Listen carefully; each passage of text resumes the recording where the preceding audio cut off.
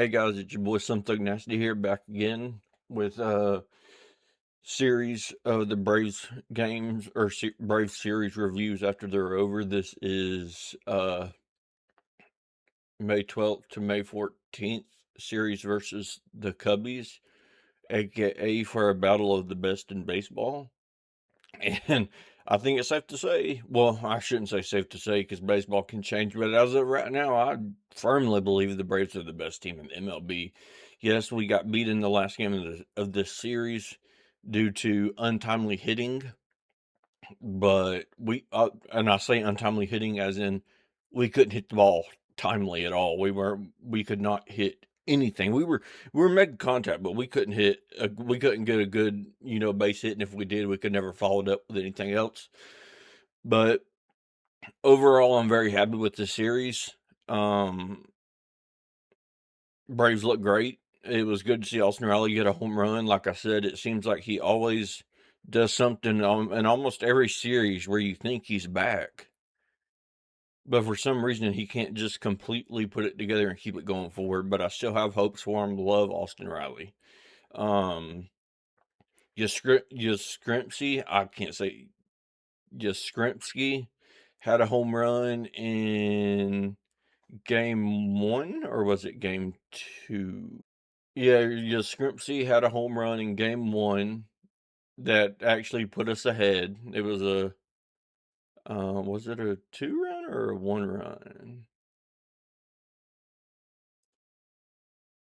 Yeah, a 2-run home run after Dominic Smith singled after Austin Riley went yard. So, like I said, Austin Riley always seems to do that one thing, and you're like, oh yeah, and then it never fruitions into anything past that at bat or that game or whatever. So hopefully, like I said, I'm not counting him out. Hopefully, before the end of the season, he'll get back up there and we'll be back where we want to be with him. Other than that, like I said, this series, I liked what I saw, minus the lack of hitting in the final game of the series. But we won 5-2 in the first game. Like I said, we had the Austin Riley home run, and we had the Yastrzemski 2-run home run. Let's see here. I can't remember who scored that first run. The Cubs had a home run from Alex Bregman and 3 walks, and then pinch hit, or then we brought in a pitcher and he couldn't get out of it. There was no outs. Maybe there was one out. I can't really remember now. I think there might have been one out, and there was runners on the corners essentially. And we took Garrett Holmes out and brought in, I believe Dylan Lee came in first. I can't remember now. It's been so long ago. I think Dylan Lee came in and essentially got out of the inning, but had to give up a run, of course, unearned. The run went to Garrett Holmes, who went 4 innings, gave up 1 hit, 2 runs, 1 home run, walked 4, and struck out 5. It was a decent game for him. Obviously, nothing outstanding, and you would like to see the walk numbers be 0, and obviously the ERAs be 0. But giving up 1 hit is good. If we could step back on them walks, we wouldn't have needed all the runs we got. But it is what it is. So there ain't nothing else we can do with that one. The Braves started the scoring in this game. Mike Yastrzemski hit a single on a line drive to the left fielder, and that scored Dominic Smith after Dominic Smith had singled on a sharp line drive to right field. And then that was followed up by the Yastrzemski hit, and then that was followed up by Alex Bregman's home run, the walks, the pitch and change, the 1 run getting in, but ultimately getting out of it. And as I like to see, call him a traitor. If you're from Georgia and you play for the Braves and you want to leave, you're a traitor, in my opinion. So Dansby Swanson ends up striking out to get the 3rd out in that inning, which will always make me happy, just like I said, because I don't see how you don't want to play for the Braves if this is where you grew up. But this is neither here nor there. So then we get into where the Braves got going with theirs, and Austin Riley hit that bomb. And if I remember, it was a good looking home run too. So it was nice to see. And then Dominic Smith gets on, and Yastrzemski hits his, and the Braves ultimately win 5-2 with Rocio Iglesias getting the save. And I don't know how to say this guy's name. Let me look real quick. Ditter Fuentes got the win. Maybe he came in first. Like I said, guys, I can't remember. I apologize for that. Maybe he came in first and is the one that gave up the 2-run or the run, but it wasn't his. Either way. But then you had the Cubs throwing out Colin Ray, who went 4 1/3 inning, gave up 7 hits, 5 runs, all of them earned, 1 walk, 1 strikeout, and gave up the 2 home runs. Like I said, overall, very great game for the Braves. I liked what I saw in that one. Not really much to complain about in that game, in my opinion.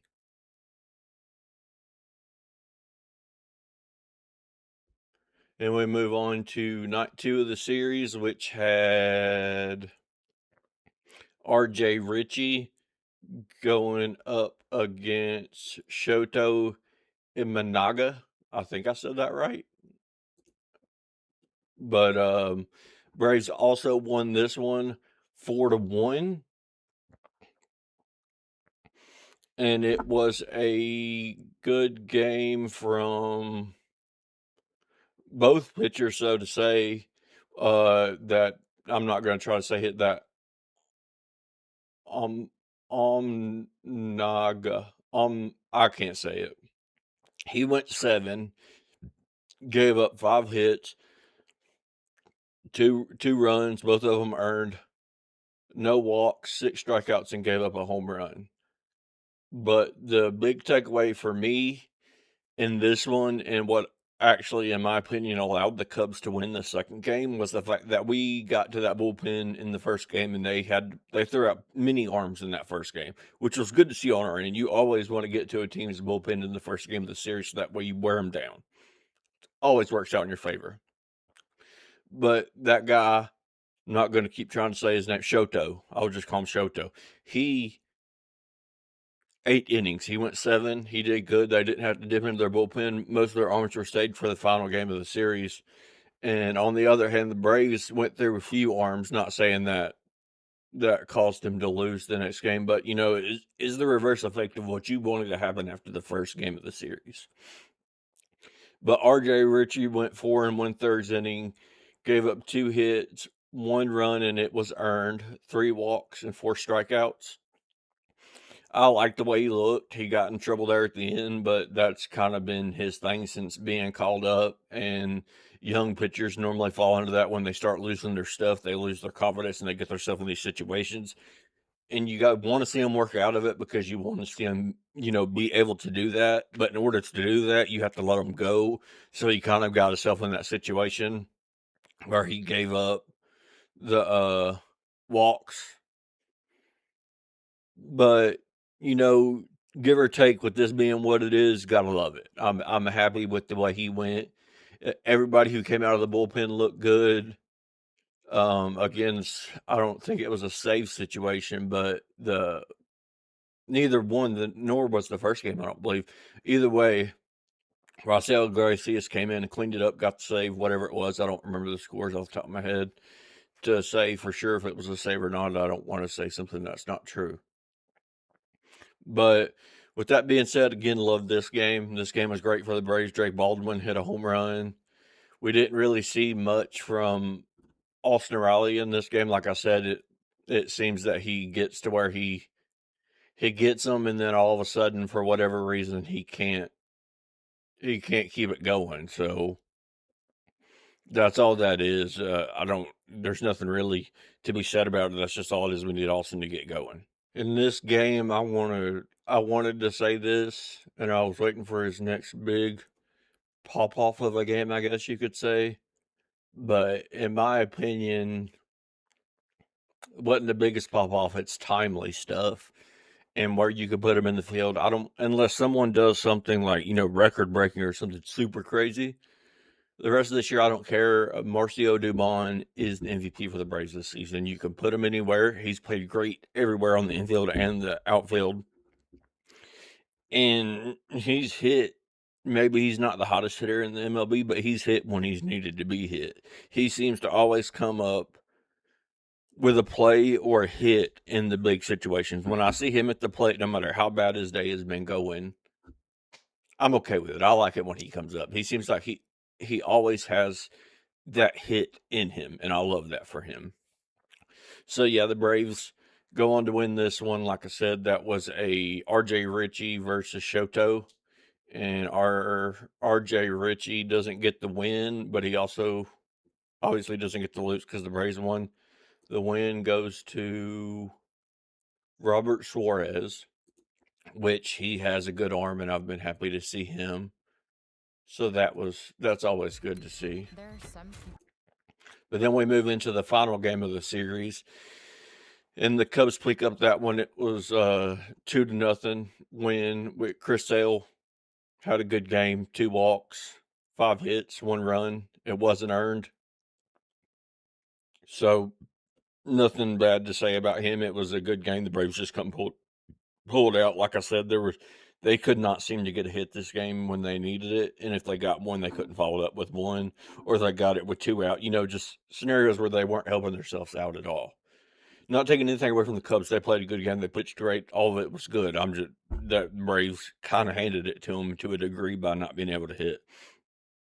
At the time, I thought the dagger for this game was going to be the Haesung Kim, I think that's how you say his name, botched double play, which, granted, it did play a big role, but after the home run was given up by, what's his name? Ronaldo Lopez, which, as of right now, he's the only person in the pen that I don't want to see come out. He seems to always get himself in trouble. So I don't know why we keep calling on him, but hopefully he can get it figured out. I hate to see anybody go. I don't want that for anybody. But he gave up the home run, so that botched double play ended up not hurting us like we initially think. But also, you don't want to see it. Like, obviously, you don't want to see him give up an error. But other than that, like I said, this game was overall not that good of a game for the Braves. They could not hit the ball, and they had a few fielding mishaps, which is unlike either of these teams to have fielding mishaps. They're both top in MLB in those statistical categories. But let's move into a little bit of stats, I guess you could say. Let's get it here. We had Drake Baldwin coming into this, or leaving this game. Let's say leaving this game. Drake Baldwin has had 177 at bats, 37 runs, and 52 hits with 11 home runs and 33 RBIs, 1 stolen base with a 294 average, and a 375 on base percentage. I would like to see the average up, like I've stated in my previous videos. I'm firm 300 is the bottom tier I want to see, but this new age, that's not how it is, so I'm not hating on them. That's not what I think it should be, but it is what it is. So Drake Baldwin's going well, and then Ozzie Albies. If y'all don't, my favorite player. If y'all don't know this, but he's at 170 at bats. He scored 3 runs on 49 hits. Has had 8 home runs, a lot of those being timely. 25 RBIs, 0 stolen bases, which Ozzie's starting to come on the back end of his career, so we don't really expect to see many stolen bases. It doesn't bother me that he doesn't have any, but he's got a 288 batting average with a 340 on base percentage. Said solid numbers. Like I said, I would love to see the 300 batting average at the bare minimum, but I'm not going to beat that into the ground. I'll leave it there with that one. And then we move into Matt Olson, who has been having a whale of a season. He's at 170 at bats, 36 runs scored, 50 hits, 14 home runs, 37 RBIs, one stolen base with a 294 average, 371 on base percentage. So all of our, top tier leadoff hitter, like, front of the lineup, are all on the same statistical category, the high 290s and the higher 370, 380-ish on base percentage, which you like to see from your top of the lineup guys. With Michael Harris, he has had 139 at bats, 16 runs, 43 hits, 7 home runs, 23 RBIs, 2 stolen bases, hitting 309. Didn't see that from him. Love that for him.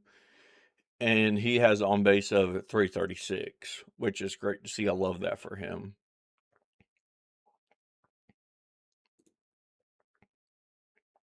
And then we have Marcelo Dubon. Like I said, love the way he's going right now. His average doesn't say what I feel, but like I said, I feel like he's always there when we need him. He's had 156 at bats, 19 runs, 40 hits, 3 home runs, 25 RBIs, no stolen bases, 256 batting average, and a 314 on base percentage. Said average not there for sure, but if you're not hitting all the time, but you hit timely, I can get over that. And you get to Austin Riley, like I said, has had his struggles, definitely struggling this year, but this is also nothing new. I feel like Austin Riley's pretty much struggled the start of every season he's ever played. I wish that would get turned around, but also it is what it is at this point. He's at 165 at bats, 22 runs, 36 hits, 6 home runs, 25 RBIs, 3 stolen bases, and a 218 average and a 290 on base percentage. The biggest thing with Austin Riley right now that I'm seeing is when he is hitting the ball. He's hitting the ball good. He's just not getting on base, it seems to me. He's not striking out a whole heck of a lot. So that's good to see. We just need some to go certain ways for certain people, and we'll eventually get back to that. Then we have Dominic Smith, who has taken a dip in his at-bats due to the fact that Harris was out and basically playing DH there for a few games. So he's not up there as high as he should be on some of them. But he's got 85 at-bats, 13 runs, 30 hits, 4 home runs, 18 RBIs, 0 stolen bases, and he's hitting 353 with a 380 on base percentage. Great numbers from Dominic Smith. I don't think anybody truly expected him to do as great as he's doing on the twilight end of his career, but I love to see it. And then we got Mike Yastrzemski. I'm not saying his name right, so I do apologize to that. He is not hitting great right now. He had his first home run of the season in the series, which is good to see.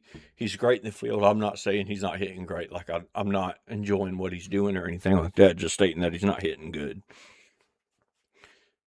But he's had 120 at bats, 17 runs, 26 hits, 1 home run, which I stated was in this series. 10 RBIs, 1 stolen base, and hitting 217 with a 282 on base percentage. So out of all the majority Braves players, he is the only player in the lineup that doesn't have over 300 on base percentage, which doesn't really say much. You can't really look at on base percentage, in my opinion, because you could scorch a ball. And if that third baseman thinks it's either he's going to die if that hits him in the face or he's going to catch it, he's going to catch it. But that don't mean you didn't hit the ball good. That don't mean you're not going good. So I don't look into that stuff that much. That's what I always talk about, the eye test. Not saying that he's passing that. He's not hitting great. But you don't always look at these numbers like that for those kinds of situations because there's the different factors that go into it. But overall, great series. Love what's going on right now with the Braves. I do believe we are the best team in the MLB. I hope we can keep it up. We have the Red Sox coming up for a 3-game series, Friday, Saturday, and Sunday. So let's just keep it going. Let's keep the momentum going. I'm pretty sure Ronald Acuna Jr. is eligible to come back tonight on Friday the 15th. Don't think he will, but I believe he is eligible to come back. Sean Murphy went on the 7 day. He went on the IL. I think his run in Atlanta is almost over, if not completely over. We have catchers, so I don't think we need him as we did last year. I think his run in Atlanta might be over if we can get something for him. But Yeah, like I said, overall great series. Love it. Braves are the best team in the MLB. Um, love my Braves. Love baseball. Let's keep it going, boys. Let's go for another run at that series. Let's win it all again this year. I'm so excited. I haven't been this excited since the World Series run where we just got hot and kept going. Nothing stopped. And it seems like we're on one of those hot streaks right now. Hope we can keep it up for the rest of the season. That would be amazing. And that would make this old boy real happy right here.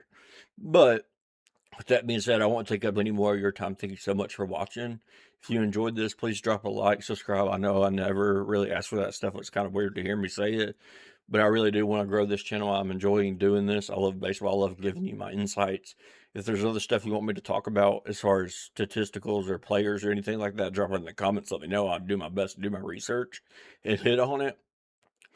But other than that, this is your boy Slim Tuck Nasty, and I'm out. May God bless you all. Go Braves. Chop on. Only other thing I wanted to add in, guys, I come to my realization. I knew I had heard. I said I wanted this to be called Chop Talk, and I think that's what my thumbnail says.